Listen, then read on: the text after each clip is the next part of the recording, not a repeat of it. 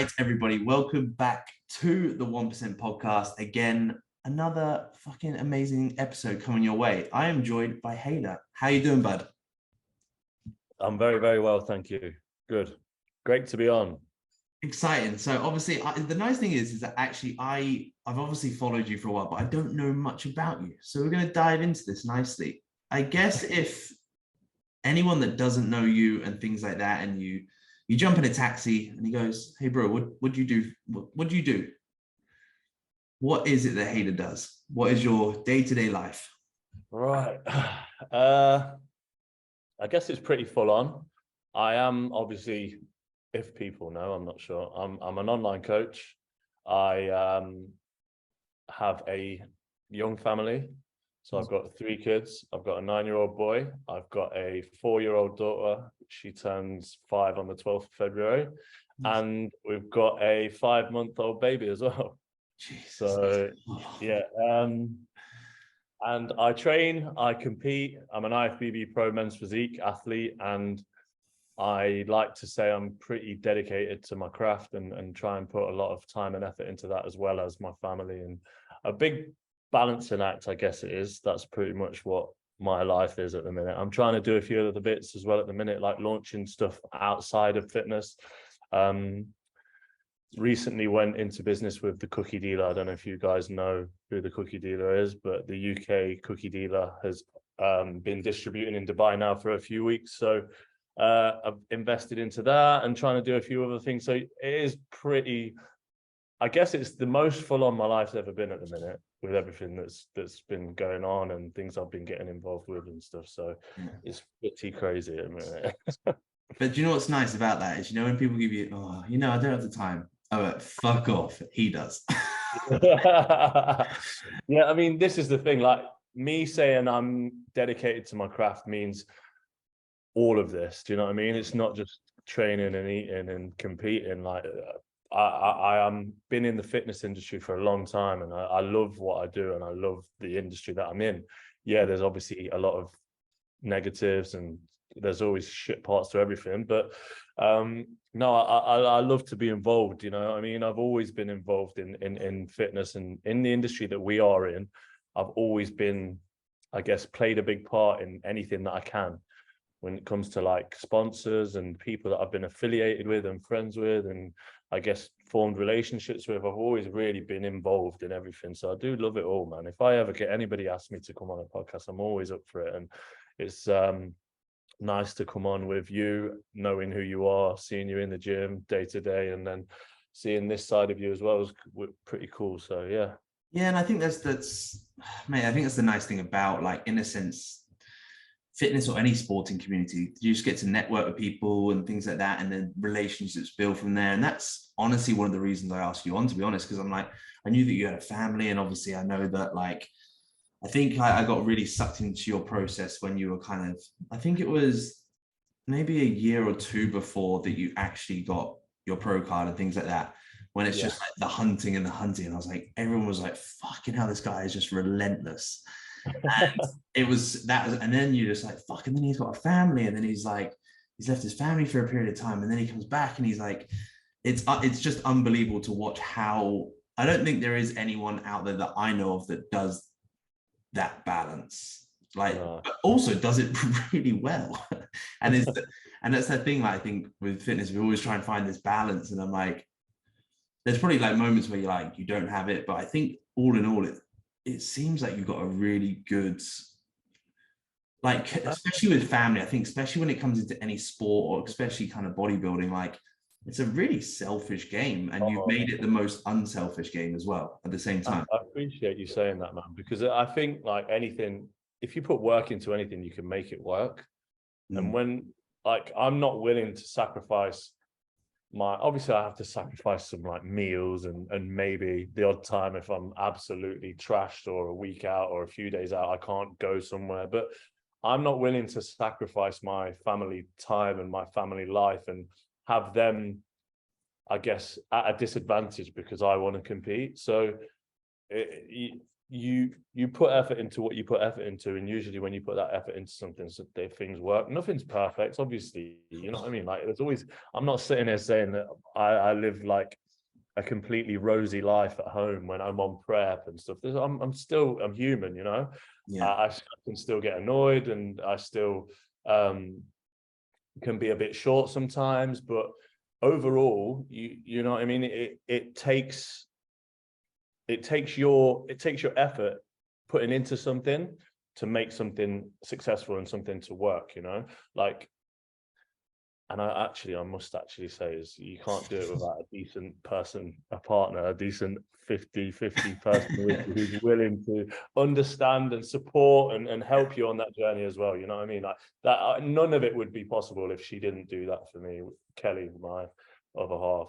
So yeah, it's not just me, but it's a collective, you know. No, that's it. And at the end of the day, I think that's like, it's teamwork. It is teamwork, especially when you got the little ones as well. It's absolutely. I think as much as it is like everyone's like, oh, he's killing it, but you're almost like, mate, she does it all. Like she looks after me, she does everything. Like she is my rock. She helps so much. Like literally a proper team, man. Like I know a lot of people do it alone, which is amazing, but I think if you have a family and you have that extra things, those extra things that you have to think about and care about, it's very different. I don't think I'd be able to be a single dad and do all this on my own. You know what I mean? Like that would be fucking crazy. So yeah, yeah, she's a good one, man. That's it. We got the nice plug in there for her, so it's awesome. Yeah. But I think that's the like. Oh, it's gone off the top of my tongue now. I've lost it. It's fine. But anyway, I'll bring it back eventually, so it's fine. I guess kind of stemming back further, like I want to kind of dive into growing up. So kind of like, I don't know, like, because obviously I don't even know this, like 11 years old, kind of when you start high school, right? Who was Haider then? Like, where were you? What's family life back? What was growing up like? Right. So growing up, from the age of about 10 or 11, my dad left our family, and I grew up with my mum and my two sisters. And I say grew up because that's the part where you really do grow up, isn't it? 11 plus, you know what I mean? Like that's where I needed the most parenting, you know what I mean? I guess I could say. So it was quite hard because my dad was very strict and very the authoritarian of the family, and everyone would be kind of wary of what he would say whenever you do something, or you'd always be trying to impress him or trying to do whatever he wanted you to do, basically. So it was an environment where he was the alpha, and everybody knew that, and everybody knew their place around him. So when he left, it kind of made us, I guess I was at that age where I lost that father figure, that authoritarian person who was having me kind of disciplined and keeping me in line. So I obviously just flipping lost it, didn't I? I ended up went from being like a well-behaved kid to like an absolute shit. Like really, really bad, mate, honestly. So yeah, from then up until about 16, I'd say I was like in and out of trouble at school and getting kind of like suspended here and there. I never actually got expelled. I managed to do like all my GCSEs and stuff like that, so I made it that far. And I never ever went into a gym or did anything like that then, by the way. Like I used to play football a lot. I used to love sport. I used to do a bit of like MMA, and MMA wasn't really about then, but it was more like I started off at Taekwondo when I was really young. And then went into a bit of boxing, and then as I got into like my late teens, I started doing a bit of like grappling and MMA stuff and stuff like that. So I've always kind of played sport as well, but yeah, football was always the one for years and years. And then I guess when I was so around these kind of ages, 16, I guess I was like the other kids in terms of, I don't know what it was like in your kind of area where you grew up, but I grew up in quite like a small, rough town. So it was like, this is actually exactly how it was. If you weren't like up for a fight or kind of like about it, then you would have been getting bullied and the fist of whatever. I'm with you. Yeah, so you'd have to be like, I think that might have been my era as well, because I'm probably a bit older than a lot of people. So I'm 35, so I'm kind of in that age group where I think there was a lot more kind of fist fights, and everybody was wanted to be a bit, you know what I mean? I don't know if it's still like that for people in their 20s, or sorry, if it was like that for people in their 20s, or whether it's like that now. But yeah, it was like, it was weird. Well, I look back now and I think, fucking what? Like, everybody wanted to be the hardest in the school. Do you know what I mean? Yeah. I remember it at secondary school, people asking them questions like, who's the hardest in the school? Who's the second hardest? Yeah. It's like, what? But like, I was on it. I wanted to be that person. You know what I mean? Like, and I was like fighting all the time, and that carried on for a while. That carried on to my like late teens, 20s. Were you the hardest? Sorry? Were you the hardest in the end? No, I wasn't. I was up there though. I was in top 5, I think. Yeah, you know what it's like as well. I say, you know, it's like from that small town mentality as well. You go out on the weekend when you were like 18, 19, 20. You go out, you're allowed to drink, so you're going out. You know what I mean? Going out and you're having fights every weekend.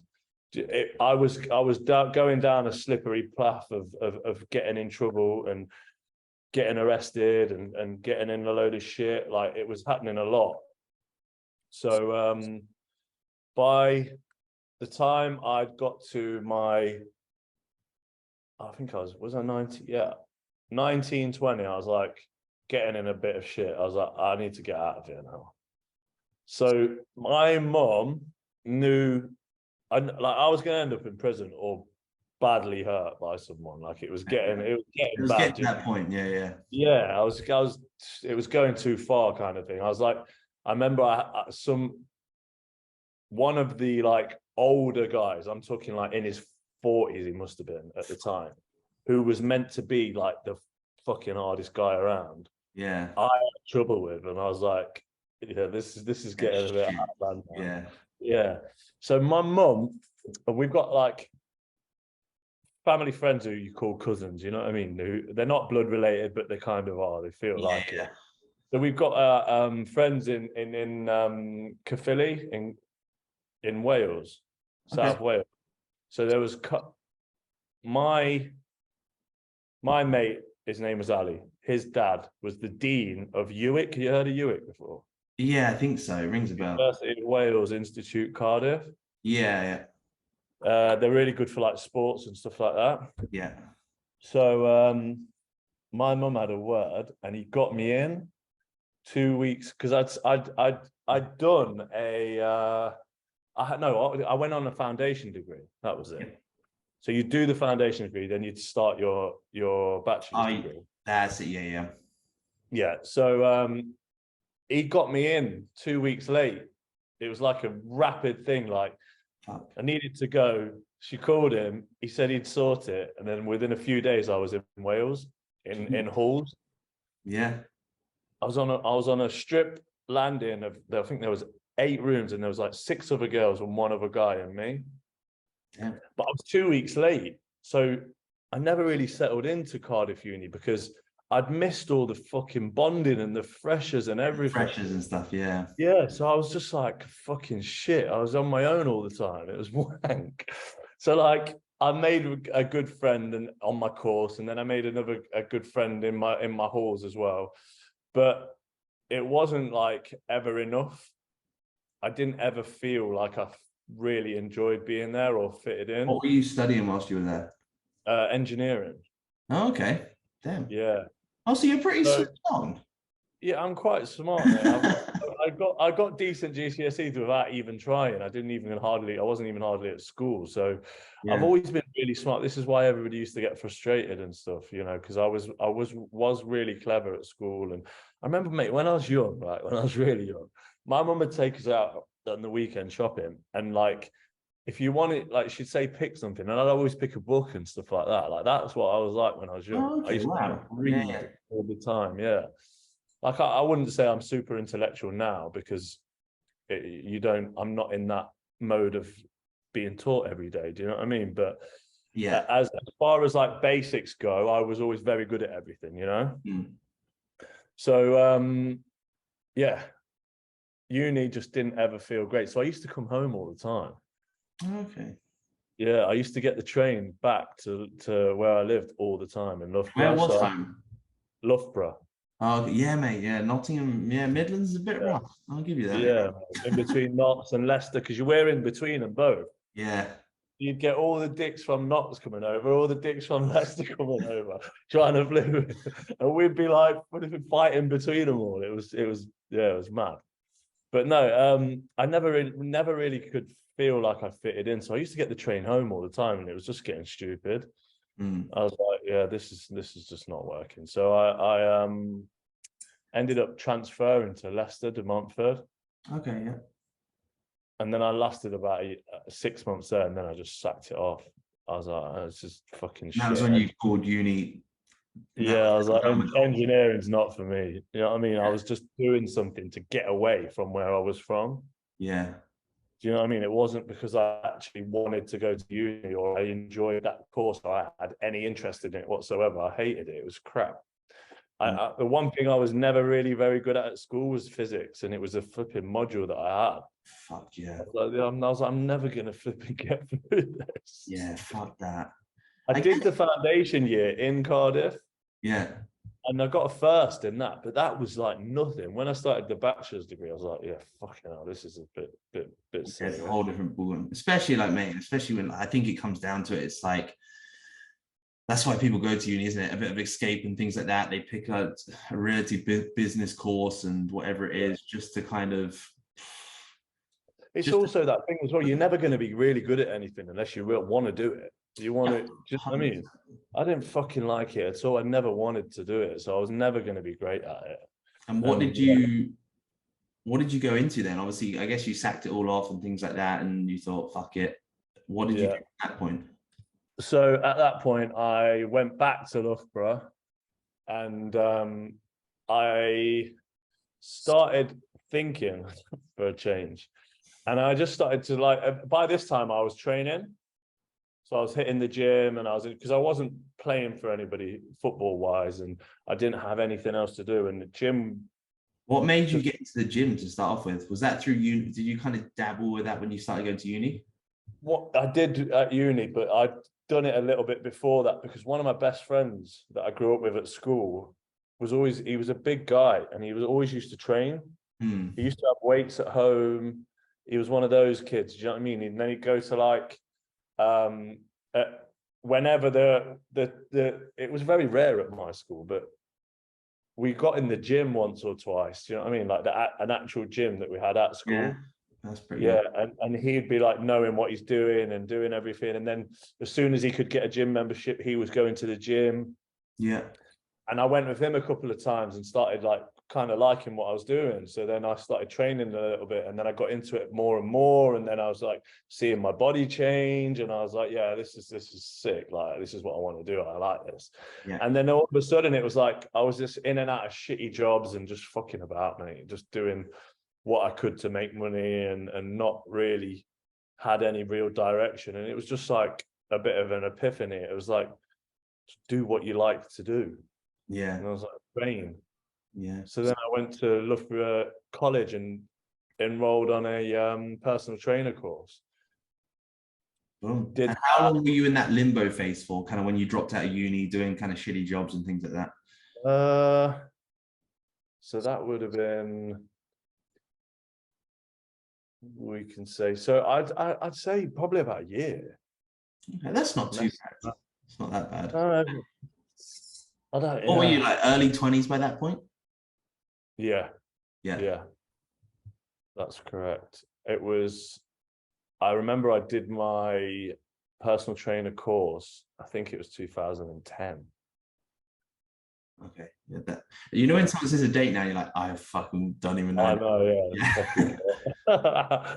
But yeah, it was about then, yeah. So that was the thing. I was like, right, this is what I've got to do because this is what I enjoy to do, and I know I can do this day in, day out. And I got my first job at a DW in Nottingham, Netherfield, or something like that. Or no, I can't remember where it was, what the area was called, but yeah, it was a DW. And you used to get like, they used to rate you on price. You used to have to go to this thing called, I think it was called training room. You'd have to go Oh, to mate, London. I did the training room. Yeah. Yeah. Yeah. They fucking rape you, don't they? Like you have to do it, don't you? Yeah. As part of Yeah, I did that. Yeah. you starting at the gym. And I think like it costs about 200-300 quid or something. You go and stay over in a shitty London hotel for a night. Yeah, Yeah. that's the one. They teach you, they teach you fuck all basically. I don't remember anything. No. Yeah. I think Gooley tendon. That's the only thing I remember. I don't know why. Say that again. I think I only remember like Gooley tendon. That's about it. Yeah, it was bullshit. That's why. But yeah, I did that, and then I started at the gym, and you got 6 weeks rent free to like build a client base. Oh yeah, I had the same thing. Yeah, yeah, sick. Yeah. Yeah, and I think it was like it was either 400 or 600 quid a month. That's it. Yeah, it was something. Yeah, and I got up to what I needed to get up to, but I wasn't really making much on top of it. And I was like, fucking, I can't keep doing this. I'm driving like half an hour in the morning every morning to get here. I was like, I'm barely making anything. I was like, fuck this off. So I sacked it off. And I went, and then I just started training people in Loughborough that I knew. So I basically just went self-employed without even knowing I was self-employed. I was just started doing it to just try and build a little thing up. I didn't think of it as like a proper business at the time. Oh, you never do, man. If you went into it thinking of a business, we'd be way ahead now. But I mean, like, yeah, but I wasn't even doing like, I don't think I paid tax for about 2 years. Yeah, like, yeah, I'm glad you said that. I was just fucking about. I was just doing it all through Facebook. Just putting like motivational shit on and stuff like that, and I was just getting more and more clients. Yeah, and it was like so easy. And I did build a full-on business, personal training, like 8 hours a day from it. Yeah. Yeah, it was nuts. I used to run 2 boot camps a week that I started myself. I used to get 30 plus people in that. I'd be just shouting at people on a field all day. I had a van, a Ford Transit Connect. Yeah. Yeah, and I used to do the boot camps in that because I used to have like a massive tire in the back and like hurdles and all sorts of shit. Yeah, load like kettlebells and like whatever you think of, I had it. Because I really want, I mean, even one time we like went to the local, like a quick fit, got loads of like all their spare tires, like because I used to do a little bit of boot camp work with a guy that was seeing my older sister at the time because he used to run his own. So and he used to be in the RAF, and I used to just get loads of ideas from what they used to do. Yeah. Like one time we made everyone do a boot camp holding a tire the whole time. I know, yeah, just wrecked them. It was so funny. But I mean, like we made the effort. Like we went there to collect like 30 tires. Can you imagine to take them to the field? Like I used to love it, mate. You know what I mean? I loved it. Big speaker in the field. You know what I mean? Like tunes blasting. And yeah, they were good times, man. Then like I kind of just used to have this business that I just used to love. Now business is all about fucking business. Yeah. Now business is all about leads and fucking this and that. And I'm like, what? Yeah. I just put stuff on Facebook and just get clients. Yeah. Loads of them. I used to get 30 plus people in a boot camp like twice a week. It would be rammed. I used to charge everyone 70 quid for the 10-week, like I used to do it in blocks. Yeah. It's like mental. So I guess I was gonna say this phase. So like, say you're like, I don't know, like early mid-20s, something like that. Yeah, exactly. So obviously your oldest is 9, right? Yeah. So how did So you meet your missus? And then, because it's around this time, right, that she fell pregnant, sort of thing. yeah, so I've known Kelly for years. I've known her for pretty much my whole like younger life. Just because of where we kind of grew up, we used to like hang around in the same areas. Was But she the I was like, toughest girl? sorry. Was she the toughest girl? She was a really nice girl, the girl that everyone kind of wanted to date, but not me and my mates because we were older at the time. Oh, okay, yeah. You know, when you're like too old for them, kind of Yeah. thing. Yeah. Like she's only 5 years younger than me, but at the time that was like way That's a too big much. difference. It's a big difference when you're younger. Yeah, you know what I mean? When you're like 15 and I'm 10. Yeah, so yeah, but I used to know her just from growing up. I used to know like bits of her family and friends and stuff like that. And then like we started talking just as I was kind of qualifying, I think, as a Yeah. PT. So she was there literally from the start, like Wow. literally from the start of my fitness journey. Like it begins with her kind of thing. So she's seen everything, but and she obviously knew me before that as well. So yeah, we met then, and then yeah, at that kind of time she was either pregnant or had him. I remember I did have him while I was still doing boot camps. So Yeah, wow. when I did my first ever show, he was literally just born as well. Jesus. I guess Yeah. this is a bit of a deep one as well, but I obviously like I have a very similar kind of background like with dads, right? Yeah. And I think I don't know how was your father much involved in your life from that early age, or was that it? He was kind of out and that was sort After of, that, you mean? yeah. So it started off a bit like for a few years. Like the last time I kind of spoke to him, like I've spoke to him since like a year ago on the phone, but properly, the last time I spoke to him or saw him or spent any time with him, I was 18. Yeah, So that I'm very talking similar. yeah, I'm talking fucking ages ago, that is. Yeah. So yeah, And you don't have a relationship. 35 now, do you know what I mean? Yeah. So what we used to do is we used to go to see him on a weekend. Mm. So it'd be like, yeah, we're going wild all week at home, and then we'd all be shitting ourselves and being our best behavior at the weekend because we're with our dad. Yeah. We never wanted to go. We didn't really enjoy it. Like we loved him deep down. We wanted what we wanted. We wanted a father, but we never really got it.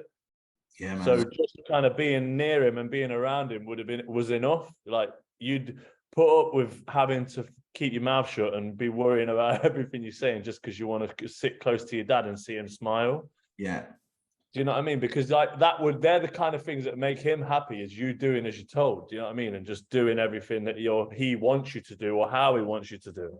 Like my dad was very, very hard. He was a right hard ass, man.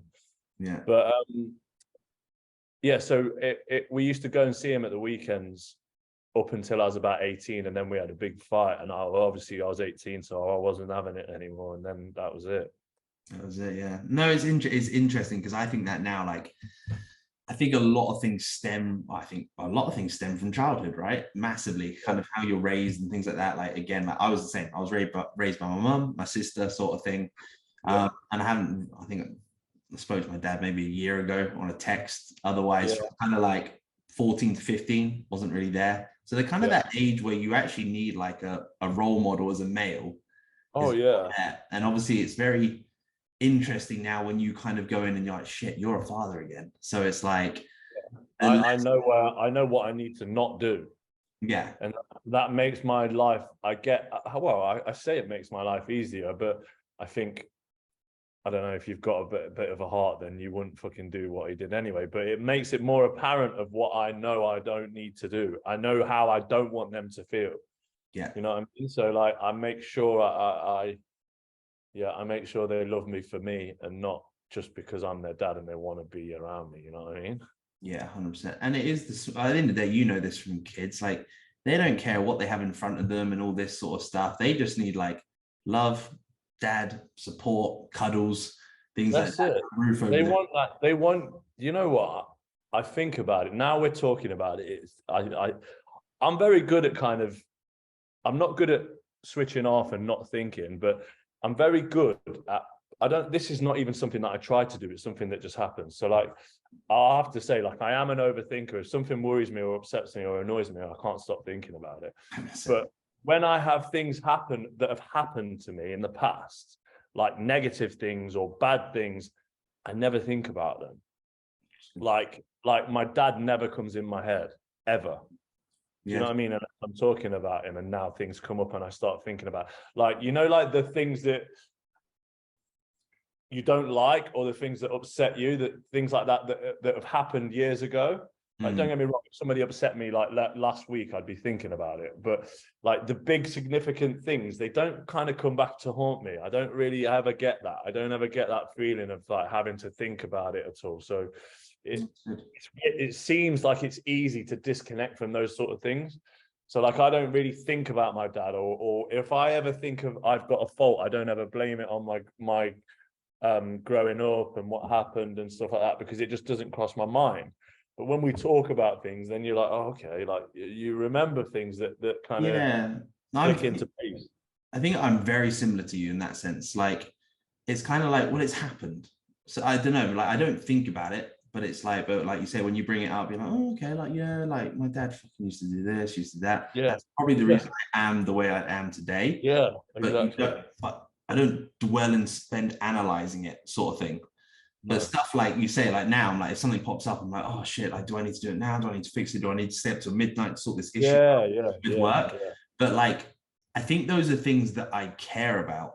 And I know that sounds really bad. Like, I love my dad, but he's not my mate. I don't care about him in a sense. Yeah. So that, I think sometimes I'm like, it sounds harsh, but I'm like, yeah, but you were never there. So I'm like, and I made it this far, so it's all good. Sort of thing. Yeah. So like you say, just don't think about it. Yeah, man, I get what you're saying. It's easy. I think it's easier to forget things that you want to forget. Yeah. I mean, it's easier. Like the things that hurt in the short term, you're not going to just forget them, but eventually you will forget them and you won't think about them, because bringing them up probably does more harm than good. So yeah, it's just not worth your energy, is it? Like, at the end of the day, now it's like, yeah, you could sit and think, oh, like, it'd be great to have a father in my life, and vice versa, for like, even for the kids and things. But you're like, well, actually, like, it doesn't matter. Do you know what I mean? It really doesn't matter. Like you just said, we've got this far.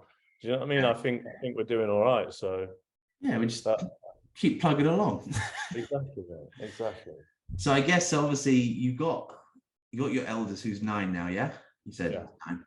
Yeah. Where do we go from like boot camps, things like that? What happens?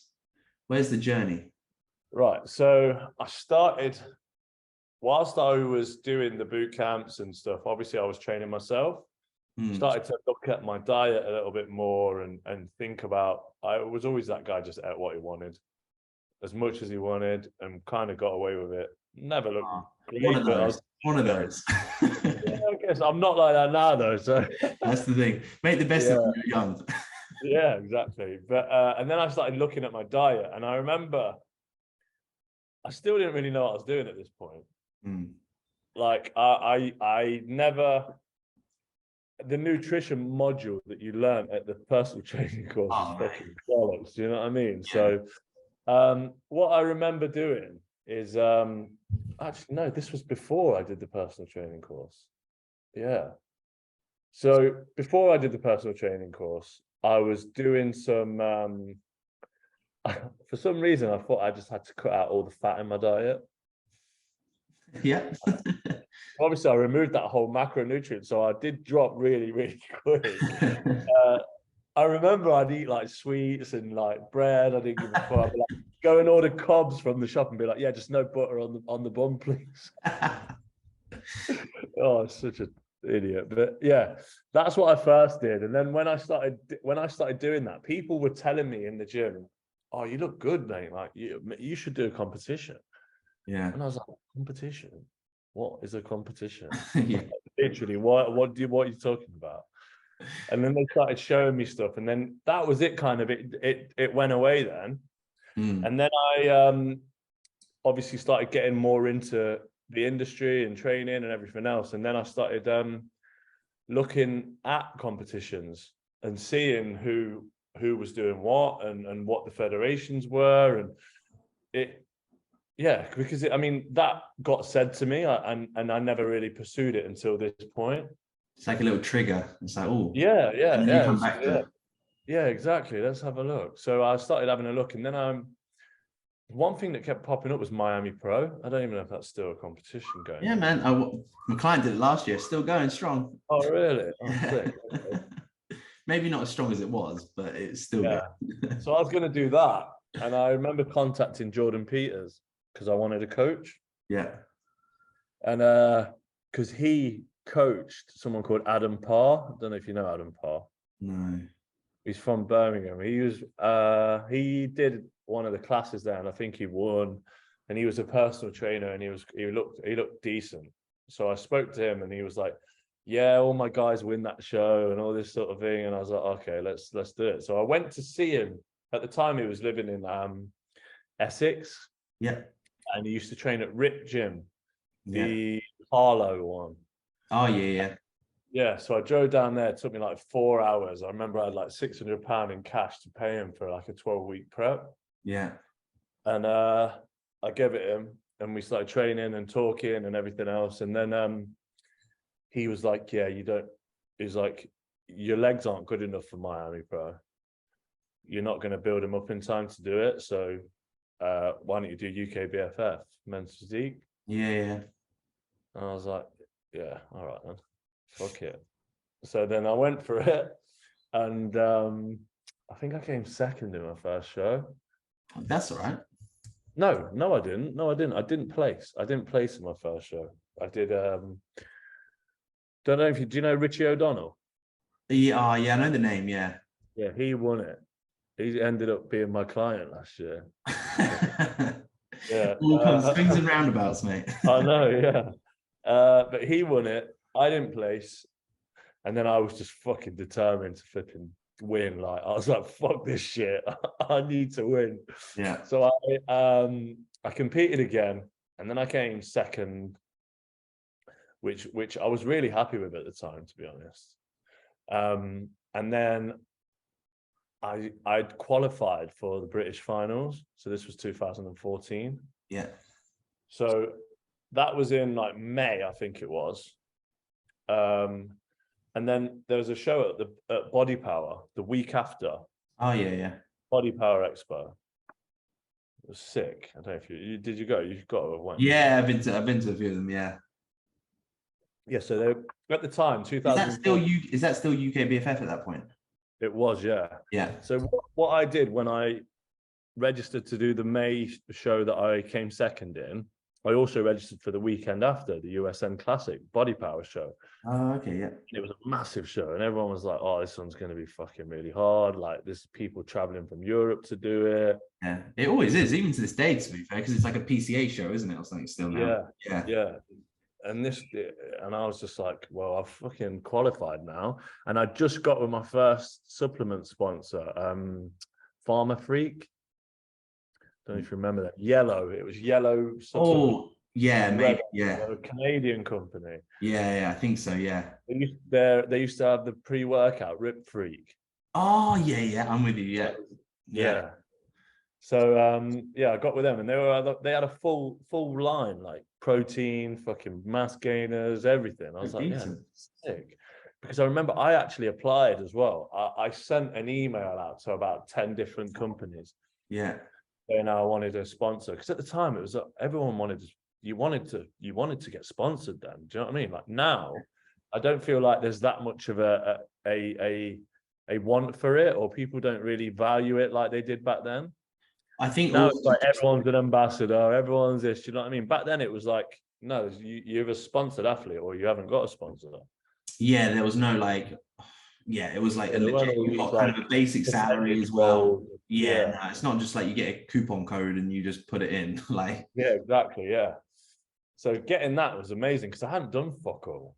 You know what I mean? I just got lucky. Yeah. So so why that has any significance is because they had a stand and I was on it. Just got with them and I stand straight, in Body Power straight away. Decent. And obviously I was competing. And there's a funny story because I didn't give a shit about the show because I'd already qualified. So I was like, and this is a huge show. So, you know what I mean? I'm not going to win it. Who knows what's like? No Really irrelevant. expectations. If I hadn't paid for it, I wouldn't do it. Yeah. So, yeah, what happened was the show was on a Sunday. I'd been working the stand Friday, Saturday. I was pretty shredded. I went out on Saturday night. Everyone used to go out on the Saturday night. Yeah. And I got hammered, mate.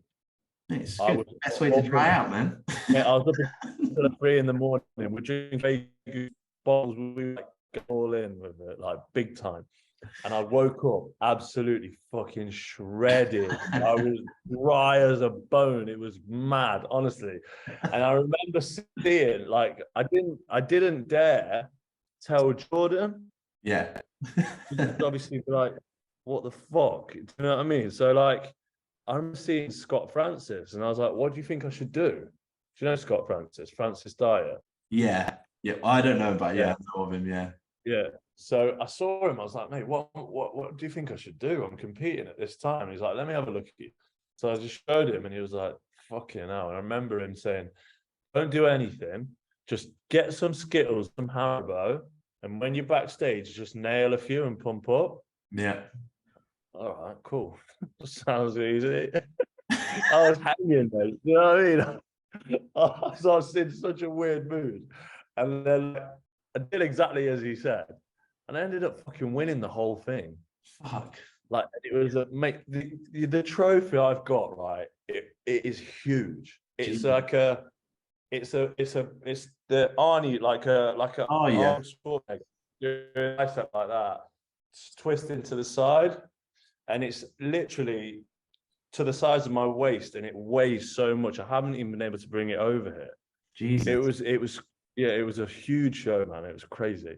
It was crazy. So yeah, I ended up winning it. I just couldn't even believe it. It was nuts. But like, Jordan Peters doesn't even know that story to this day. He was there after, like, yeah, celebrating with me and all sorts. I was like, yeah. That's awesome. That's absolutely amazing. So yeah, so that's how we got into.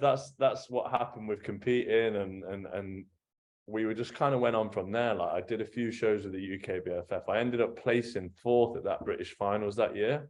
That was the year after Ryan Terry won his pro card, and this year Ryan John Baptiste won it. So he won. Don't know if you know Daniel Blackwell. He was an old, like, Gymshark athlete. Yeah, I know the name again. Yeah, there's who else? Charlie Francis come 3rd, I think. Daniel come 4th, and I came 5th. Okay, yeah. So, like, we got a full-on trophy in, like, my first year of competing. Like, it was sick. It was amazing. Do you know what I mean? And then I qualified for no, I didn't qualify. 2015 came, and then I did the UK Nationals, which was a natural show, and I used to hold it in Leicester. Yeah. It's like the only natural show they used to do, one a year. So I came 3rd at that, and then I qualified for the Arnold in Madrid. It was cool. That'd be cool. Sure. Yeah. Oh, sick. Yeah, I want to do that. Like, that was something I really wanted to do, that show. I ended up doing that show, not getting fuck all. I fucked up my tan. I didn't fucking pump up properly. Like, I really messed everything up. I was on at like 10 a.m. and I couldn't get hold of my coach at the time.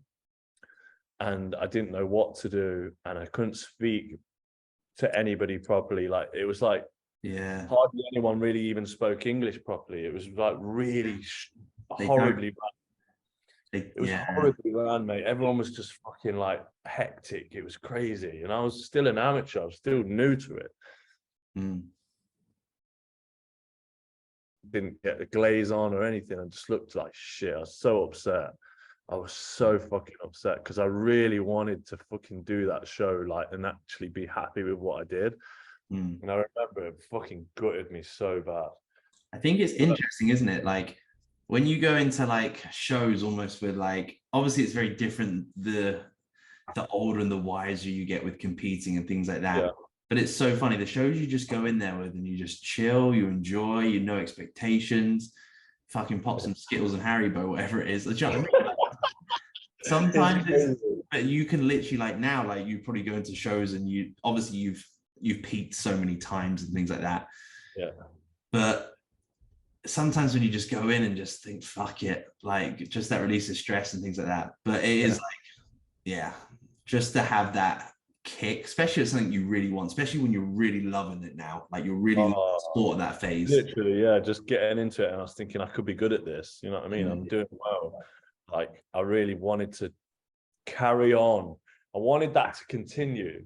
That whole doing well thing was really doing well. Like I'd come second, I'd won, I'd placed fourth at my first ever British final. And I'm talking, you know, when these British finals were on, mate, there would be 40 lads in each class. Yeah. No joke.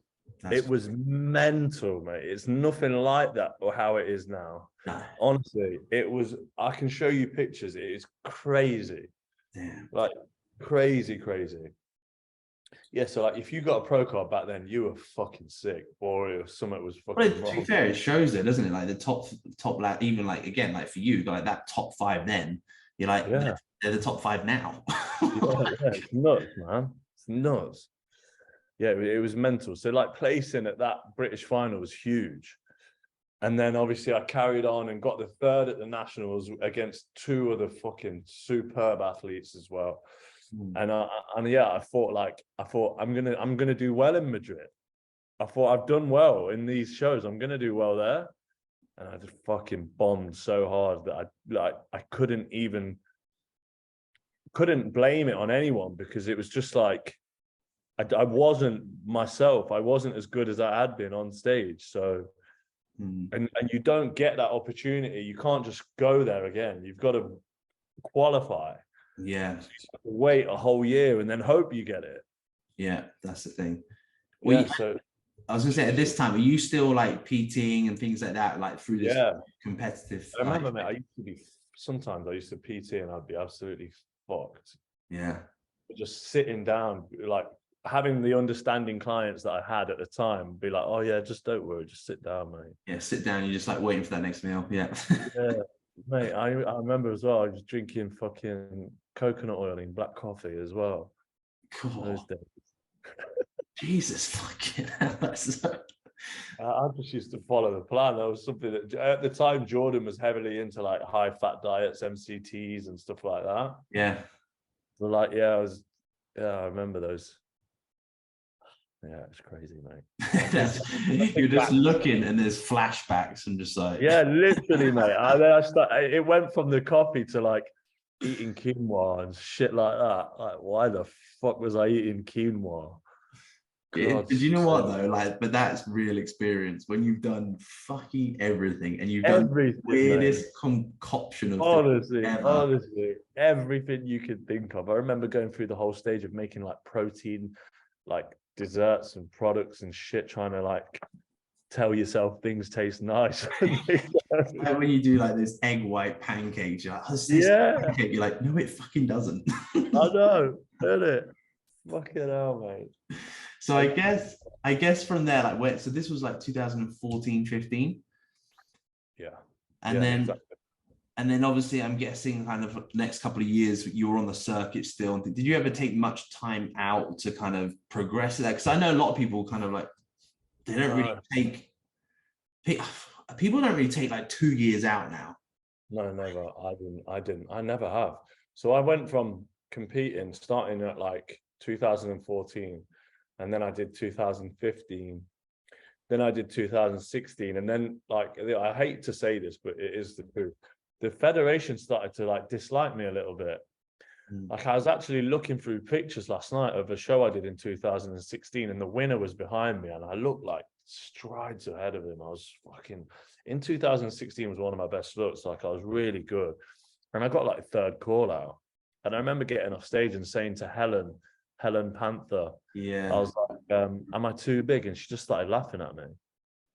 And I said to her, like, you laughing? I was like, you laughing? Like, I was fucking fuming. Yeah. And that's how bad they were then as well. Like, some of the judges were proper cunts, mate. Yeah. If you didn't go and like, sorry, I said that, cunts on it, but you can say whatever you want on here. If you didn't go and spend like 70 quid to get posing off her, you weren't going to do well. Like, and it was so obvious back then. It was, I know people talk about it now, but no one can really cite anything like really. It's so funny. So like they were judging and they had their own athletes. They had their own, they prepped their own clients. They had their own staff who worked in the gym competing. It was fucked. yeah, it's so funny because when I first got into kind of fitness and things, my mom's been in the fitness industry for a long time. So my mom used to be a gladiator recruiter. So for like the old gladiators. No way. Yeah. So she used to like. So she knows Helen. Yeah, so this is what was really funny. So she obviously said, like, she told me about this woman and her husband and all this sort of stuff. And then ever since I got into it, I hear all these stories. I'm like, oh, my mom was telling the truth. No way. Yeah. The small world is great. That's man, yeah. Well, I've just heard recently that she started her own federation off. Oh, wow. Tried to steal a load of people from UKBFF. Jesus, damn. Yeah, I know. Because I've actually got a client who competes for the UKBFF. So he's like really in there with like Wanda and Bill, the heads of it. Oh, it's so yeah. It can get so clicky. It's so fucking stupid. Oh mate, it was so bad then, man. Honestly, mate, it was so bad. So then so I kind of fell out of favor with them. Then I ended up doing that muscular physique class. Oh yeah. I did one show end of 2016. So I'd gone from getting bombed in that 2016 show that I was doing men's physique in and getting laughed at, and then doing muscular men's physique towards the end of the year, which was like Sugar's Classic or something in Leicester. Yeah. And I came third and I was like a bit annoyed, but I don't know whether I was big enough, but I was fucking shredded. So I was pissed off at that. And then 2017, I remember, right, so this is a story. January, I competed in November and it was January and I was feeling like shit. And I was like, what is wrong with me? Like, I'd started cycling and stuff then. So I started steroids. And I was like, didn't know, there wasn't much fucking support and I'm not blaming anyone as a coach. Nah, but there you was just take this and you. Yeah, no one was saying get your bloods done. No one was saying go and fucking get like take this and take that. And it was just like, here's your fucking course, crack on. Yeah, good luck after the show. And then I just felt like shit, mate. And I was like, because obviously you used to just come off then. No one was TRT, no one was doing any cruises or bridging or anything. Yeah, so it was like just came off and I was like, I feel like shit. Like what the fuck? I was depressed, mate. Yeah. But at the time, I didn't know whether it was because of what had happened in terms of competing, because I'd just been fucking gone from being the new kid on the block. I was even in a Flex magazine at the time. Oh wow! Saying new era of men's physique and all this sort of shit, like a full-on interview with me. Do you know what I mean? So like I'd been hyped up, kind of thing. Yeah. And then like. And I used to get in really good condition, and I don't think it was very common back then. Like, not everyone used to get healed. Like, no. Yeah, so like everyone was like always raving about how I looked and stuff. So I went from kind of hero to zero. So when I was feeling like shit at the beginning of 2017, I didn't know whether it was because of the year gone by and everything. You know what I mean? I didn't know what was wrong with me. I didn't understand hormones. I didn't understand like all that shit. Yeah. I knew about it, but I didn't know about it. Also, when you're in it, you don't think this causes this, which causes it makes me feel like this. Exactly. But I ended up going to see my doctor. My GP is actually a good friend of mine from growing up. We were in the same class at school. Oh, wow. Yeah, so like if I ever want in the UK, if I ever need an appointment, I get one on the day. If I ever need anything, like he sorts me right out. So I went to see him and he did my bloods. And then he called me and he said, oh, your testosterone is fucking through the floor, mate. Yeah. That's why you feel the way you do. And at the time I was like gutted because I wanted to have a kid as well. Yeah. I wanted to have my second. And I was like, he was like, look, I know you want to have a kid, so don't stress too much because it doesn't always correlate that when your testosterone is low, that your sperm count's low. So here's the number, call them, go and give a sperm sample, and then see what they're saying. And I was just like, fuck that. I was like, I'm not doing it, because if they tell me that it's fucking low, I'll be fucking wounded, man. Yeah. Like, I can't do it. So I just started fucking Googling stuff, right? And at this time, like, there was no one was ever speaking about ashwagandha root in 2016, early 2017. No, yeah. And I Googled like natural supplements. I knew all of the fucking shit ones like Terribulus and fucking all that were out. Yeah. But I just wanted to have a look. So I had a look, and I read something about ashwagandha root that had been tested on 20 males, I think it was, and 80% of them had a rise in testosterone and got their fucking bird pregnant. I was like, what? Yeah. I was like, really? Yeah, but like, since then, I've the studies that have come out show that it doesn't directly increase your testosterone. It decreases your stress levels, which then allows you gives you to the environment to have a better hormonal profile. Do you know what I mean? And I just started fucking hammering it. So I can't even say that it was exactly this that was doing it, but I was just buying the Solgar version at the time. That was all was doing it. Yeah. I was just taking that twice a day. It said take one a day, so I took 2 a day. Yeah. I started focusing on my training a bit more. I started taking creatine, never took creatine. Not that creatine would directly affect my hormones, but I wanted to train harder. I wanted to be more of a, let's say, a fucking alpha. I wanted to be like, get it back without having to do anything to get it back, in terms of getting TRT or any kind of testosterone booster, let's say. Yeah.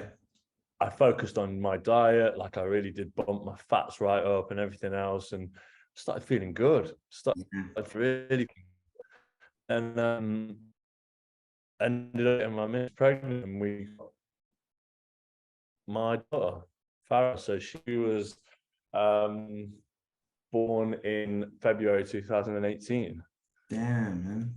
And that year, 2017, ended up being like one of my favorite years I've ever had in my life, because I was off everything and didn't have to do anything shit. I stayed off after that because I felt fucking great. Yeah. I got lean as well, and I had a really good kind of balance with my diet and eating out and having fun and everything else. And then I ended up getting a job in Saudi Arabia. And I was meant to start the job in February 2010, but the gym got delayed, so they couldn't open the gym. Yeah. But they started paying us from them. Sick. Yeah. So I was getting paid like, I think it was about $4,000 a month or something. Jesus, that's good. Yeah, especially literally. back then, like even like 2017, like that's a lot. I wasn't doing anything. Yeah. I got paid all the way up until about fucking August, September. Jesus. And I was just in the UK chilling. That's so good. I was just going on holidays, like with me, my missus and my son. Like we just had the best year ever. Like it felt like I had no fucking worries or concerns or anything. Like when I think back now, it felt like that compared to how my life is now. Yeah. It was crazy, but it ended up being a fucking really good year. And then I went to work in Saudi Arabia because I just couldn't turn the opportunity down. My long-term plans were to stay there, make a lot of money there, and move my family out there. That didn't end up happening. I ended up coming, like I did. Our job was to train trainers there. Okay. And you could PT on the side and make your own money, etc., like that. So like we went there, we did the job. I made quite a bit of money, but I ended up like didn't want to live there. You know what I mean? It was like, yeah, it was, you were there for a purpose, and then you get Before I got there, I thought I could live there, but then after being there for a while, I was like, no, I'm not. I don't think this is the place for me and my family to be. Yeah. So then I came back to the UK, 2018, like kind of probably like February, March time. Came back for good. And then I started PTing again in Premier Gym. So I had to start all over again. So I didn't have a client base. Build a client base at scratch. Yeah. So Rob Thurston, who owns Premier Gym, said I could PT there for think he wanted 5 or 10 hours behind the desk. Yeah, it's not And bad. this gym was good, yeah, really good gym. And I was like, yeah, fuck it, I'm gonna do it. And Yeah, I didn't have any choice. Didn't have anything. yeah, you need to jump I in. mean, but by then I was already online coaching, mind you. I started in 2015. I had a handful of clients who used to charge them 50 quid a month. I made fuck all from it. Yeah, But yeah, I was getting into it then. And I built up a client base again, started again, got really busy. Then online started picking up and I started focusing a little bit more on that. Then I transitioned from PT to online fully, I think probably 2019 early, but I must backtrack because 2018 I competed again. I got back on cycle. I got back with Jordan Peters. I did the PCA Wales show as my first show back. Okay, yeah. After not competing since 2016. I won that. Then I did the Two Bros, first ever Two Bros Amateur Olympia. Yeah. It was in Coventry, Rico Arena. It was massive. Me and my mate Mark Hector. I don't know if you know Mark Hector. Yeah, yeah. He's one of my best mates. Yeah. Yeah, he's one of my best mates because I've known him years. We actually were both sponsored by Pharma Freak back in the day. Oh, okay, yeah. Yeah, so we've been super, super close for years. And he was doing it, I was doing it. I also convinced him to do with the Wales PCA show. We both won that. We were both in the overall at the end. Like, it was so cool. That's sick. What category was he doing back then? He was doing I think he was doing the heavyweight bodybuilding. Oh, was it? Okay, that's fine. It'd been funny if you just said like men's physique. No. Yeah, he was still fucking huge. Not as big as he is now, but yeah, he was big. So yeah, he won that. He won the overall as well. And then we went to do the Amateur Olympia together. He ended up winning it and winning the whole thing and winning his pro card. Yeah. I ended up getting fucking second call out and just didn't get anything that I thought I was going to get. Again, I look back and I think I should have done a lot better. I should have placed higher, but it is what it is. I didn't really know what to fucking think. I thought I should have done better and I was fucking really pissed off. And everybody said that I should have, like my coach Jordan and people. I feel like I hold a little bit more weight when I say everybody thought I should have won. I'm not talking about average Joe or your mum or your missus. Of course. I'm talking about professionals who are not affiliated to me or don't have any gain in telling me that. Do you know what I mean? Yeah. I think I was gonna say, I think go carry on because I'll bring it up in a bit. Okay. So from there it was like, okay, right, now I kind of felt like I did back then. I was like, I need to fucking win. Like, I'm not fucking having this. But I felt pissed off as well. And I was kind of like, fucking, I don't want to compete in the UK ever again. Yeah. Because like after all that UK BFF shit, yeah, I won the PCA, but I didn't want to compete with PCA. Yeah. I wasn't interested in PCA. Do you know what I mean? Like, there no disrespect to PCA athletes. Some of them are fucking sick. Yeah, but it's not that you want to go down the NPC, yeah, the NPC route, the IFBB route. Yeah. Yeah, and even though I won that show, I don't feel like I was the PCA look. I think if I'd have gone to the finals, I wouldn't have fucking done well anyway. Yeah, I know. They go for a different look. They go for more of a, not a smaller look, but more of like that older kind of men's physique look. They kind of go for that. Is that really softer? Tapered, yeah. You know what I mean? Like, whereas now, NPC and Pro League and stuff, you've got to have muscle and you've got to be a solid kind of looking physique in men's physique to do well. Whereas they're looking for, like, they still do that side shot with a twist and like, yeah, do you know what I mean? hand over head sort of thing. Yeah, it's all a bit not really men's physique the way I look at it. I mean, I'm a bit of a purist when it comes to it. So, I didn't want to do it. And then after that, I was like, fucking, I'm never competing in the UK again. Fuck the UK. This is all I've had is bullshit for fucking ages. I ain't doing it again. So the next year came 2019. And this is when I had like a mini off season. But it was not easy, but I somehow, mate, I don't know how, I gained 5 kilos, right, in 6 months. Fuck. And I had hernia surgery, open hernia surgery as well. Jesus. It doesn't make sense when I look back on it, but I managed it. I was on a bit of a, I'll tell you this. This is something that, right? So I was going to say I was on a heavy cycle. Jordan Peters put me on a cycle, but it wasn't like a heavy cycle in terms of dosages, but just what he told me to go on, for how long he told me to go on it. Like the length wasn't bad, but it was what.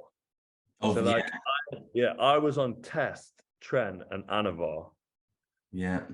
In an off-season setting, eating a lot of food. I fucking grew like fuck. Yeah. That shit is fucking potent, mate.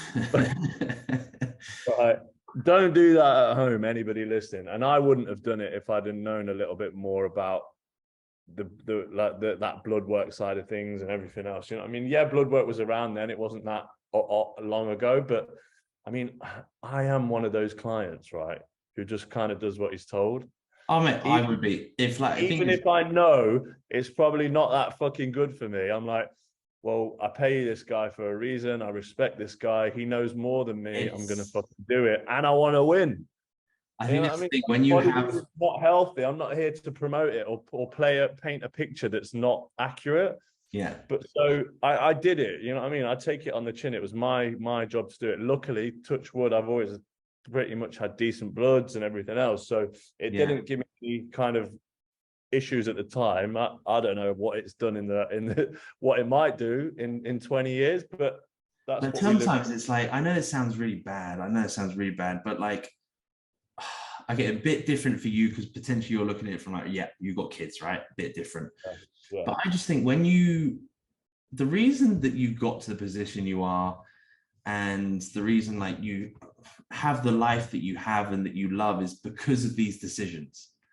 Yeah. Like, and I think it's just like, and when you chase something and you will do anything for it, I don't think there's any shame in that at all. And like, because also it's allowed you to be a better coach. Like, don't do what I do. A bit like being a father. I know not what to do.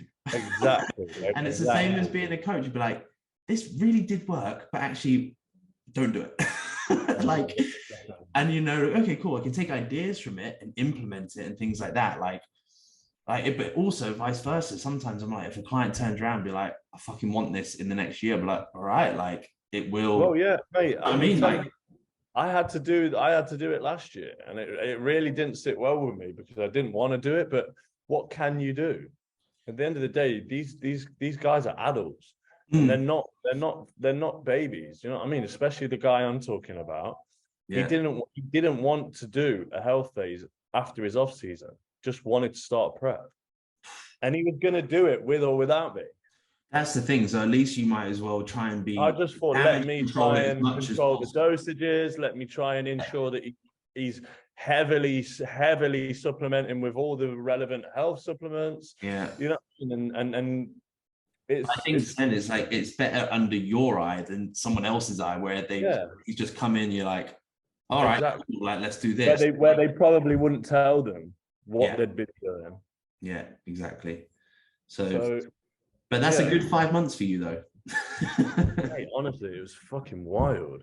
I couldn't believe it. I literally changed so much. I went from second call out in the Amateur Olympia to winning the Iceland fucking Pro League Pro Show, and then winning the Dennis James Classic in Germany the weekend after. I like literally changed my whole body. Do you know what I mean? It obviously. I wanted it. I trained fucking hard. I was fucking determined. Everything else, you know what I mean? I treated my off season, that mini off season that I had, with a lot of accuracy. But I changed a lot. Like I said, I went and did the Iceland Pro Qualifier, and I won my class. Just missed out in the overall. Now we're going to start the just missing out in the overall stories. Yeah. Then I did the Dennis James Classic, and that was a huge show.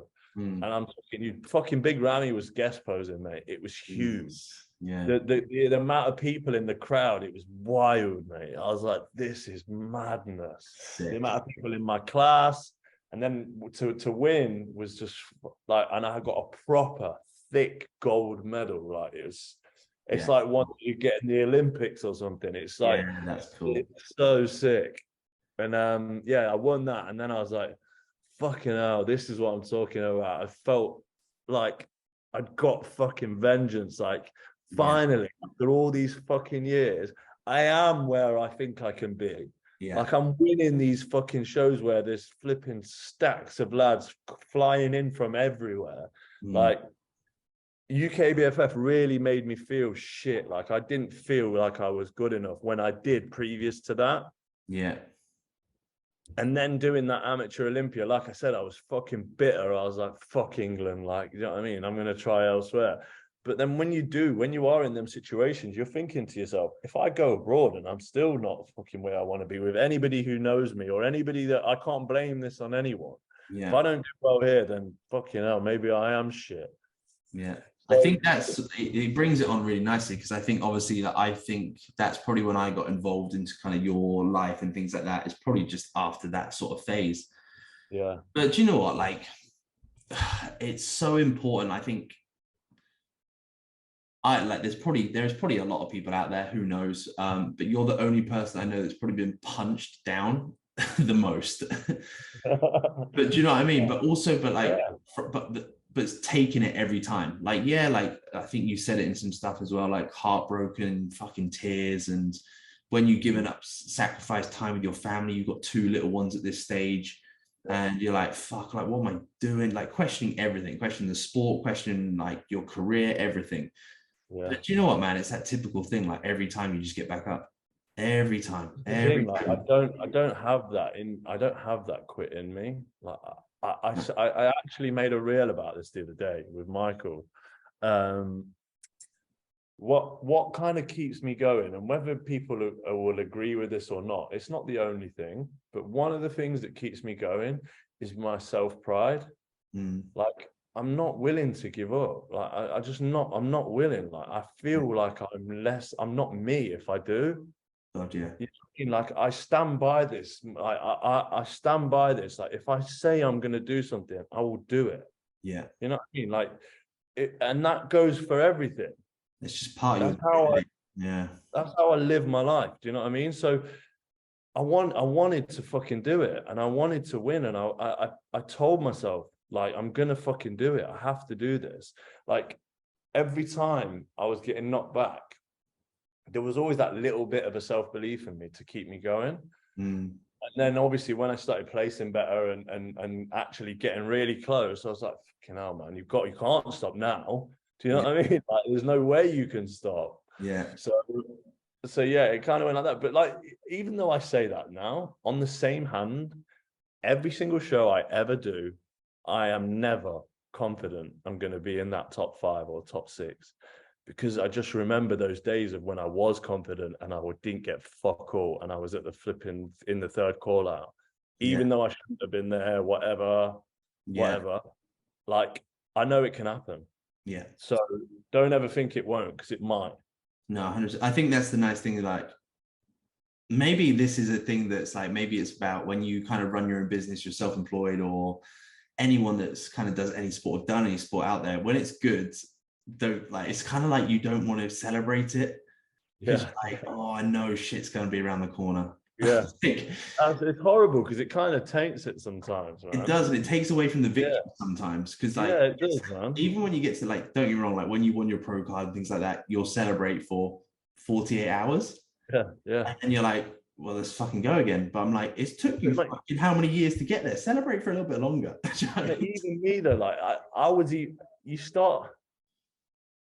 That negative can carry over a little bit, you know, that negativeness of like, okay, feeling like that. Even like when I won my pro card, I'm like, did I deserve to win it? Do you know what I mean? Like, honestly, like, did they just give it me because I just kept fucking showing up? There's a part of me like, let's get rid of him kind of thing. Do you know what I mean? It's like, move him on. You carry that, but that's how over much I overanalyze shit. Yeah, but do you know what? There's a part of me that really respects that as well, because I think that's I think it's really humbling to hear, because also that's the reason that you're going to keep going. Like, I know it I sounds so swear, mate, counter. I see some people, man, and I see their confidence and how they talk about themselves and how they believe that they're gonna win. Like, I can't even understand. Like, I'm confident in me. I'm confident in what I can bring to my daily efforts. I'm confident about me training, me ticking my boxes, me working hard, me getting on stage, posing as best I can, and presenting myself as best as I can.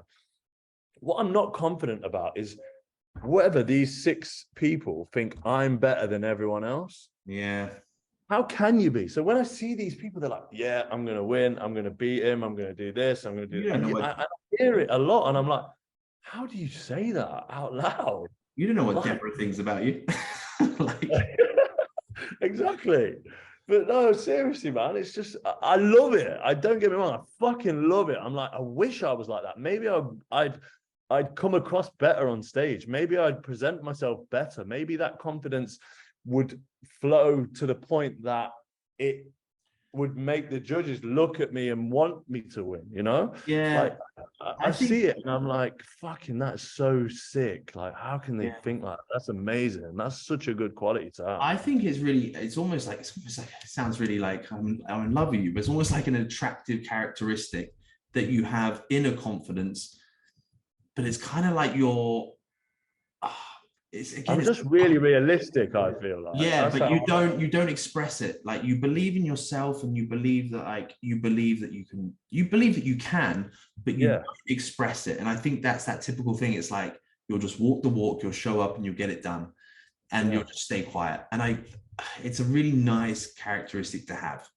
because the only people that truly understand what's going on in your life is honestly like your missus and kids. Yeah, exactly. So I guess, when you kind of go through those ups and downs, especially when you were kind of obviously you're fighting for overalls for like what, 2 seasons, 2 years, was it, sort of thing? Or a little bit 19, less. 19, 20, and then 21. At Yeah, the end of 21, I won it. So kind of 3. 3. I guess, like, what was like, it's really, like, from a relationship standpoint and things like that. How was your missus in the time? What was she kind of doing behind the scenes to, I guess, keep your head in, like, So not that since your head. 2019, because we still lived in England, she came with me to Iceland, she came with me to Germany, she Okay. came with me to Amsterdam, and she came with me to Russia, Moscow.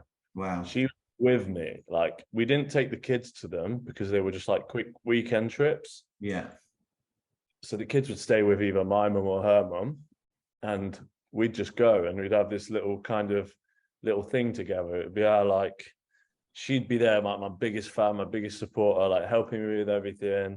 Mm. And we'd have such a good time, even though I was on prep. I was like doing a show. Like, it was some amazing memories, man. Like, I think back to them now, like Airbnbs and hiring cars and driving around in foreign countries, and like we were doing it pretty much every weekend for like 6 weeks, or like, well, 4 shows in like 6 weeks, Yeah, that's cool. all in different countries around Europe. It was sick, man. Do you know what I mean? Like, and like that was my first taste of it. So like we got to like enjoy that together.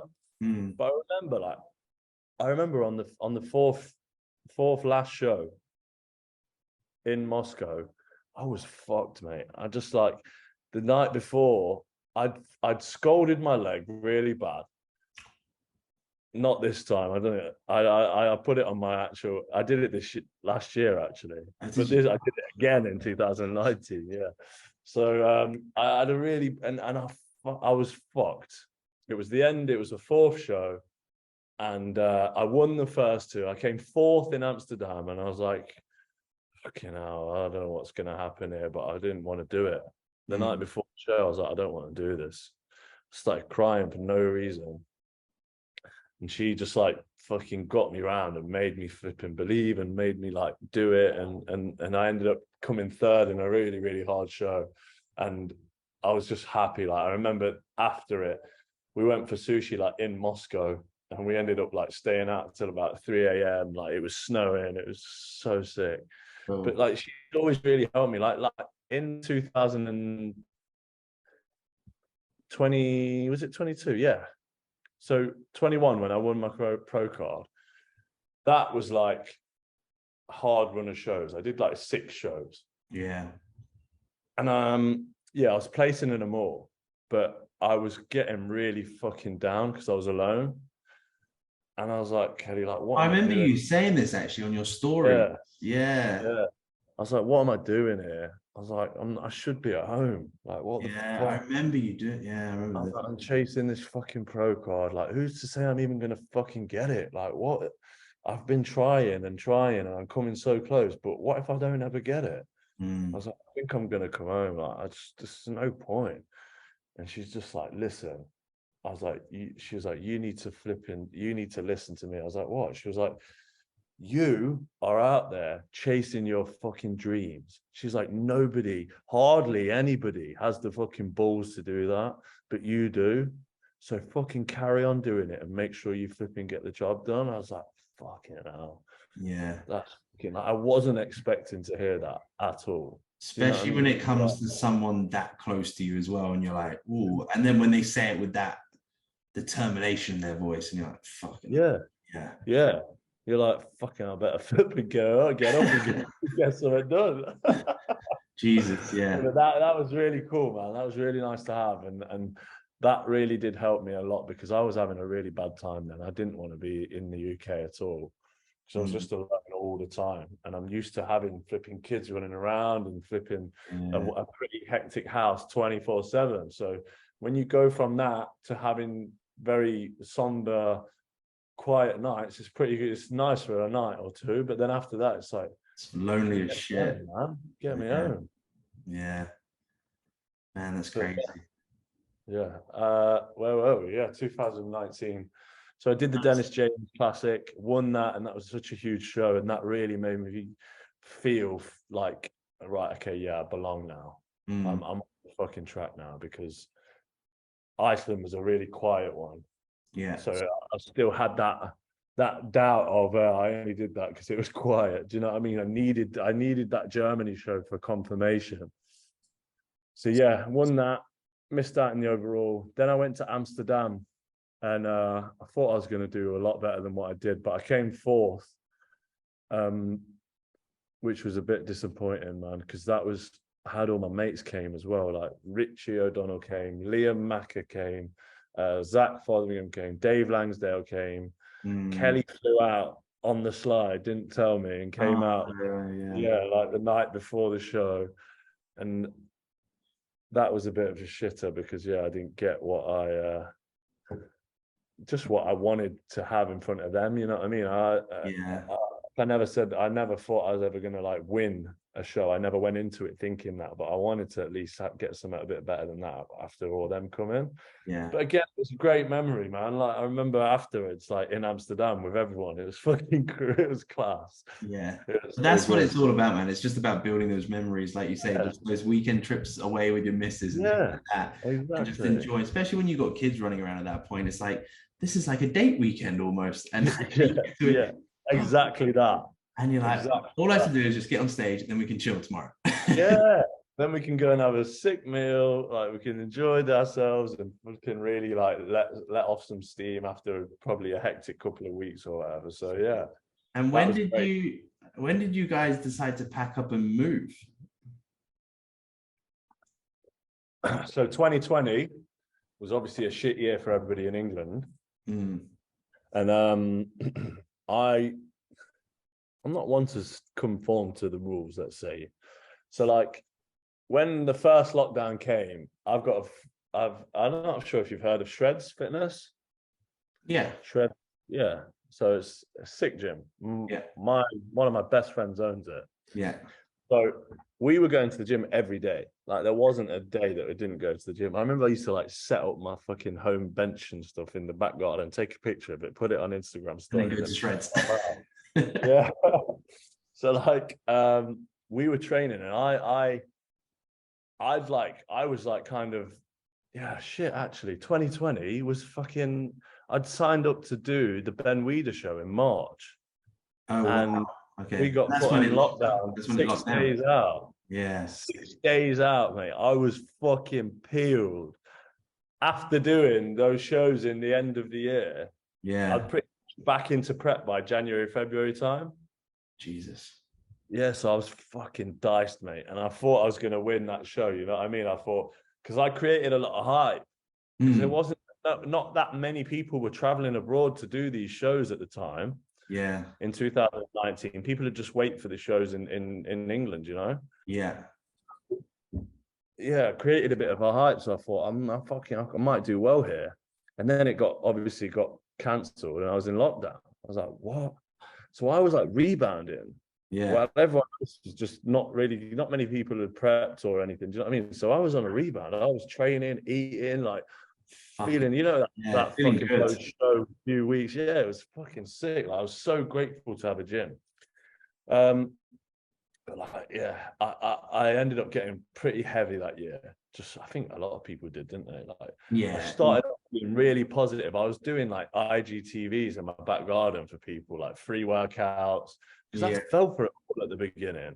Yeah. Just because I didn't follow the rules, it didn't mean I didn't believe it. I was thinking, fucking hell, this COVID shit's fucking scary. Yeah, like, yeah, like you said, it was fine for the first 6 to 8 weeks, and then we're like, is this shit gonna end? yeah. So I was like trying to help people. I was doing like proper loads of pretty sick workouts on my Instagram. Like, I'll post them up, like long stuff as well. And I was doing it myself, like HIIT and everything else. Yeah. In my head, like, this is just keeping me in shape while I'm eating like a cunt at home. Do you know what I mean? Because I was at that post show bit where you want to eat. Yeah. Doing that just gave me a bit more room. Yeah, so I was on it. And I pretty much had like a bit of an off season, but I screwed it up. I got too fat. Yeah. I was just enjoying myself too much, and it'd been hard. Like getting a show cancelled 6 days out. Mentally, that is the fucking worst. Honestly, man, it kicked me in the ass because we were scared it was going to happen. Yeah. Every day you're waking up thinking, is this show going to get cancelled today? 6 days. Doing your cardio, sticking to your diet, getting all your steps in, just thinking and waiting and hoping that it doesn't get cancelled. Yeah. And then obviously it did. So I ended up in lockdown, going to the gym still, eating, getting big, got too heavy.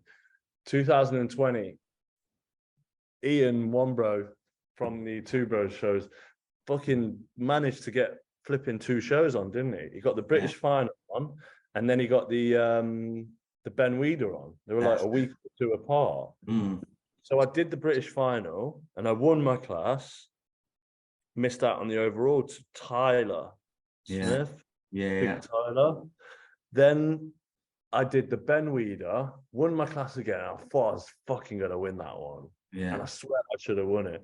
But some fucking Italian dude won it. I was like, what? Oh, yeah, I remember this, Yeah, and everyone was kicking off. He shouldn't have won. That's it, Yeah, there's an Italian judge on the board and all this sort of thing.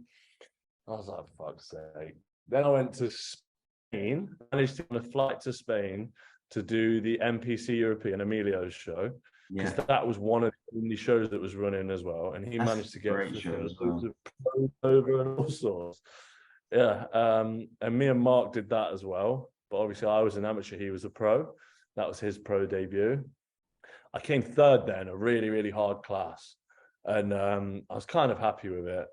But I ended up getting a bit of a nemesis from that show. The kid that won, I ended up competing against him back and forth for quite a few times in different shows. And he kept beating me every time. But then I turned pro last year, and then he turned pro at the beginning of this year. Cool. No, so I turned at the November 21, and he turned pro last year. So it was all, it was crazy. It was crazy, that was. But yeah, anyway, sorry. No, you're good. I did that show, came 3rd, then ended that season because obviously there was hardly anything on. It was the end of the year anyway. But I'd managed to get 3 shows in 2020. Yeah. So we went from there to me flying out to Dubai. So I went on a family holiday in December. My sister already lived out here. Oh, okay.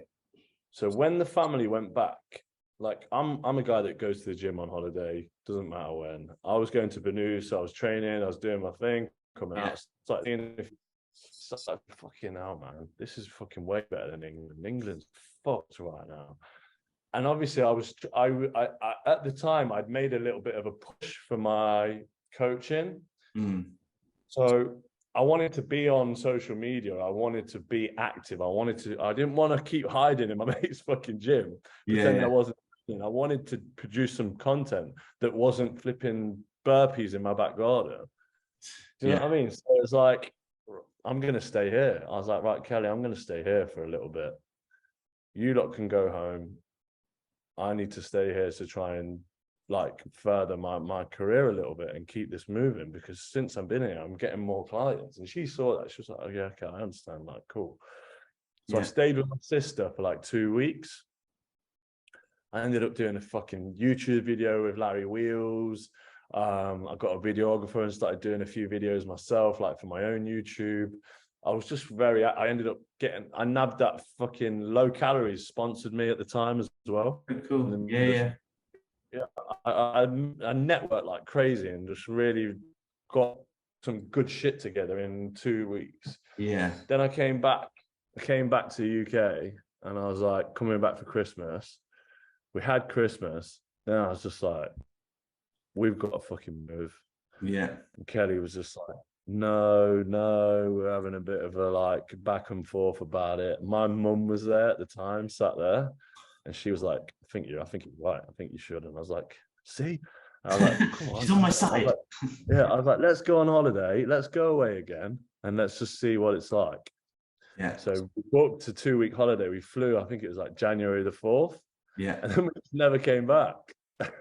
Damn, that's it. We like remotely moved everything. What does Kelly do? What does Kelly do for work? So Kelly used to be a very, very good saleswoman. Okay.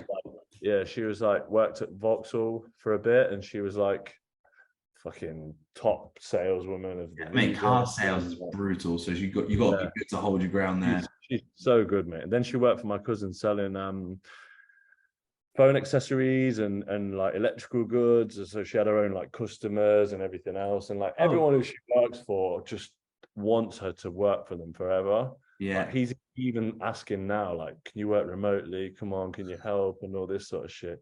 But she's been retired for the last few years. Obviously, she's just a housewife now, I guess you could call it. Yeah, she looks after everyone, man. She's got a full-time job. So she looks after me. She helps me with everything that I need help with. And she is a very, very, very good mom. My kids are very well looked after. Like, my son's a good boy. He's not that much of a pain in the ass. My daughter's a bit crazy. And obviously we've got the baby as well. So she doesn't have time to work. But I don't want her to work either. No, I think that's the nice thing. Like, again, the position you're in as well. It's just like, I want like my jobs to look after you and things like that, because you want to provide. Yeah, exactly. Brilliant. So no. Exactly. So yeah, it's just pretty much that. So she just crazy, man, runs the house and runs everyone else, kind of thing. So yeah, she's technically boss man, really. pretty much, yeah. Man, crazy! What a fucking journey, bro! What a journey! I know, it's fucking mental, isn't it? I just seen how long I've been talking. I was like, well, what? No, you're good. We'll wrap up in a sec. But I guess just for you, what's the mission? Kind of, obviously, we're early into 2023. What's the mission going forward for you? I guess. So I like to qualify for the Olympia this year if I can. Yeah, fuck yeah. But I just don't know. I'm at that stage now where I'm in an off season, I guess, like you, trying to stay in relatively good shape, because I've never really tried to stay in shape and grow. And I'm just I'm not, I wouldn't say I'm not enjoying it, but I'm just not sure I'm growing. Do you know what I mean? I'm like, am I too lean? Am I like staying tight too much? Am I not eating in a big enough surplus? Like, I don't know, man. I'm just overthinking shit. But I haven't picked any shows yet because I just want to be better. Here comes the crew. Perfect timing. So yeah, look at this one. Come in, you can say hello. There we go. Hello. What is that on? Is it that cold? It is that cold. Don't worry. I got so. This is Farah. This is Faris. He's been basketball. Was it good? And you've been swimming Cool. Basketball and swimming in the cold. without her swimming vest. Well done. But I kept thinking like this, but there was a metal thing and I holding on to it. Well done. Right, let me wrap this up. I'll say goodbye. Say bye. You get daddy in a second. It's fine. Yeah. Wait, baby. Just wait. I promise. Yeah. So yeah, I want to improve and I want to compete. I just haven't picked a show yet because like I said, I just don't know when I'm going to be good enough or whether I'm going to feel improved enough, let's say. And yeah, I want to do the US. I want to do it all, man. I don't feel like I'm anywhere near done. That's for sure. No, you're just warming up, man. Just warming up. Man, definitely. And a little bit of a closing tradition on this podcast, obviously it being the 1%. What is that one thing, that 1% of advice that you could give someone that's going to take them one step further forward tomorrow? Okay, so I guess it's going to be this is hard, but I think it's a lot about kind of committing and seeing things through. And if you commit to something, see it through. And you're going to get way more benefits out of that than whatever that goal may be, whatever it is that you're seeing through. People like people who are committed. People like people who do what they say they're going to do. People like people who work hard and then get a result. The amount of people that I've met along this journey and the opportunities that I've got, that I've been handed to me, as honestly, and even recently, like really, some really crazy things that are potentially happening are just because I've done what I've done. Yeah. Just because I've lived how I've lived and I've withheld my standards. Like I've never tried to impress or do anything, but I seem to be impressing people and they like what they see and they like the qualities in me. So I think that if people can apply that thought process to everything they do, I swear doors will open. I promise you. I love that. No one's said that. We're 56 episodes in and now no one said that. I love that. So it's amazing, man. No, honestly, it's so true, because that's honestly the reason why, again, like the reason why I asked you, to be honest, because I'm like, it's just that resilient nature of you, and it's the heart on the sleeve, and it's the dad, and it's the everything, and you're like, you just see it all. And that is the reason, like you said, lucky a few times in obviously the episode, and I'm like, you haven't been lucky at all. You've put in the work 100%, and it's just things that have happened at the right time. That's all it is, and they were meant to happen. So very simple, but honestly, but it's been an absolute honor to have you on. So thank you. I'm sorry I've fucking spoke for so long. I really didn't think. Hey, don't apologize. It's fine. I get this. I'm all good for it. I guess the biggest one is, where can people find you, stalk you, all this sort of stuff? Where's the best way to get on? Instagram's the best way, to be honest. I do have a YouTube channel, and I do keep saying I'm going to get back on it, but it will happen eventually. It's just that I want to make it something that people want to see. So yeah, for now it'll just be Instagram, and obviously if anybody really needs anything, then they can email me or just DM me, man. Perfect. Easy. I'll put all the information in the kind of links below, guys. But no, honestly, bud, thank you so much. Go enjoy some family time this evening. I appreciate it, man. Thanks a lot, bro. Thank you so much. No worries, bud.